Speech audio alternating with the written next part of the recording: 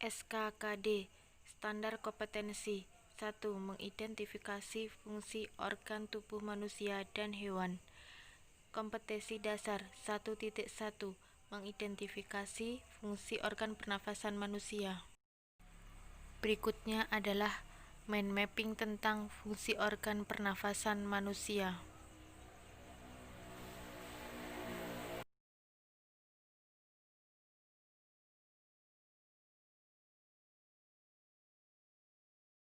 Yang selanjutnya ada gambar bagian-bagian organ pernafasan manusia yang sudah ditunjukkan pada anak panah masing-masing.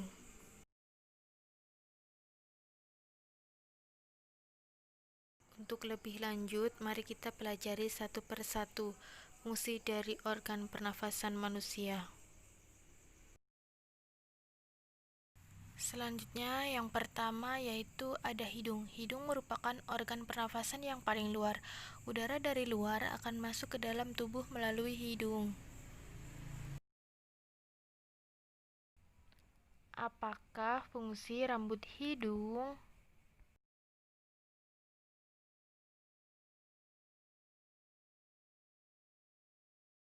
Rambut hidung berfungsi sebagai penyaring kotoran yang masuk bersama udara yang dihirup.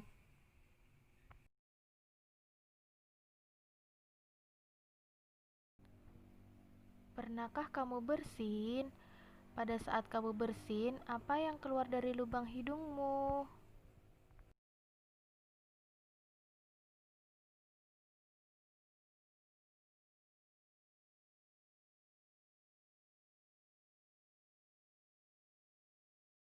Pada saat bersin, biasanya ada cairan yang keluar dari rongga hidung. Cairan tersebut dihasilkan oleh selaput lendir, biasanya kita sebut dengan kemus atau ingus. Selaput lendir memiliki fungsi yang sama seperti halnya hidung. Bernafas tidak hanya melalui hidung, tetapi juga melalui mulut. Namun, pernafasan melalui hidung lebih baik daripada melewati mulut. Mengapa demikian? Ingat bahwa di dalam hidung terdapat rambut hidung dan selaput lendir.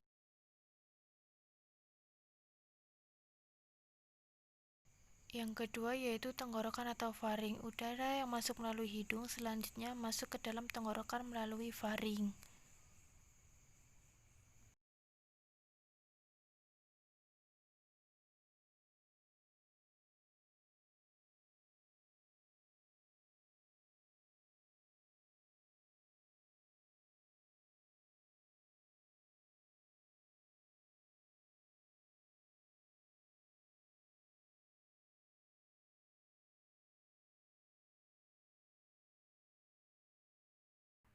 Selanjutnya yang ketiga ada pangkal tenggorok atau laring. Laring merupakan bagian atas tenggorokan yang berisi pita suara.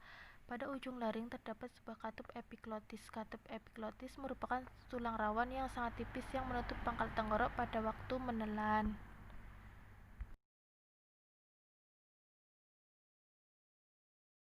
Di bawah epiglotis terdapat tulang rawan yang membentuk jakun. Di dalam jakun terdapat pita suara. Apakah pita suara itu?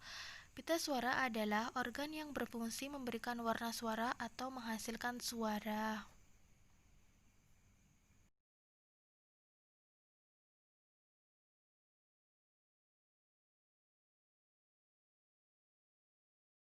Ukuran pita suara laki-laki lebih besar daripada pita suara perempuan. Hal ini menjadi nada suara laki-laki lebih rendah dan lebih besar, sedangkan nada perempuan lebih tinggi dan lebih kecil. Selanjutnya ada batang tenggorok atau trakea. Trakea adalah tabung pipa tempat keluar masuknya udara.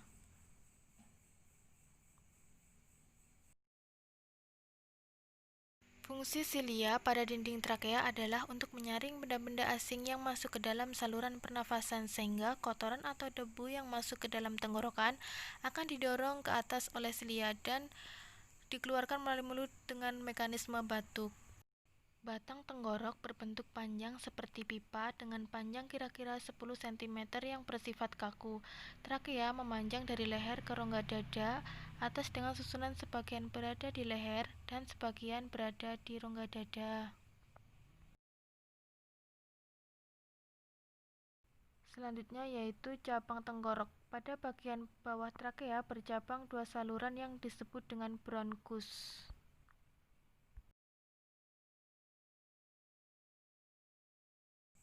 Sama halnya seperti trakea, bronkus juga tersusun dari tulang-tulang rawan, hanya saja bentuk tulang bronkus lebih kecil jika dibandingkan dengan trakea.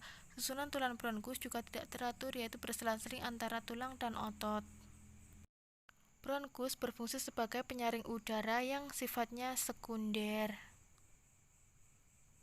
Jaringan epitel pada dindingnya menghasilkan lendir yang menangkap kotoran yang ikut masuk bersama udara. Bronkus berjumlah sepasang yang menuju ke sebelah kiri dan sebelah kanan. Saluran yang sebelah kanan lebih panjang dan lebih sempit.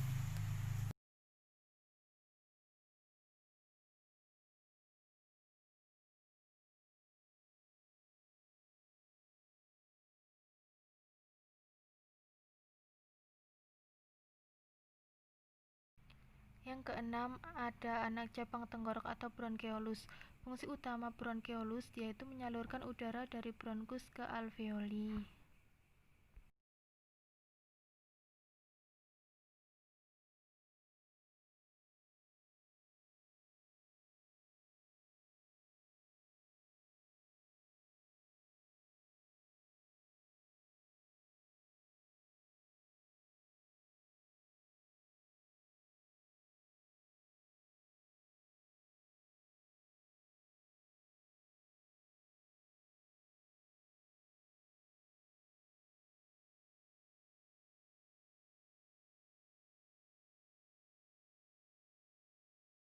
Ketujuh adalah alveolus.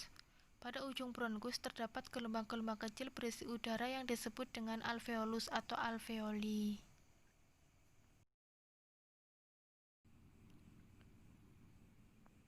Pertukaran gas yang terjadi dengan mekanisme difusi atau perpindahan suatu saat melalui sebuah selaput atau dinding. Oksigen yang berada dalam alveolus akan diserap oleh pembuluh kapiler dan ditukar dengan gas karbon dioksida.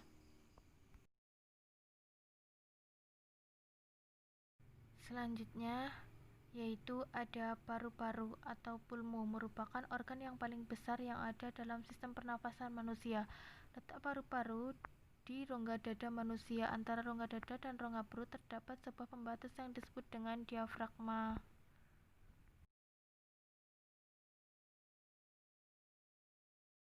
Sekat ini nantinya akan berguna bagi proses masuknya udara ke paru-paru atau inspirasi dan mengeluarkan udara dari paru-paru atau ekspirasi. Paru-paru manusia berjumlah sepasang, yaitu kanan dan kiri. Fungsi utama paru-paru adalah membantu oksigen dari udara yang kita hirup masuk sel darah merah. Dari sel darah merah kemudian membawa oksigen ke seluruh tubuh untuk digunakan dalam sel-sel yang ditemukan di organ dan jaringan. Berikut adalah contoh praktik sistem pernafasan manusia pada alat peraga.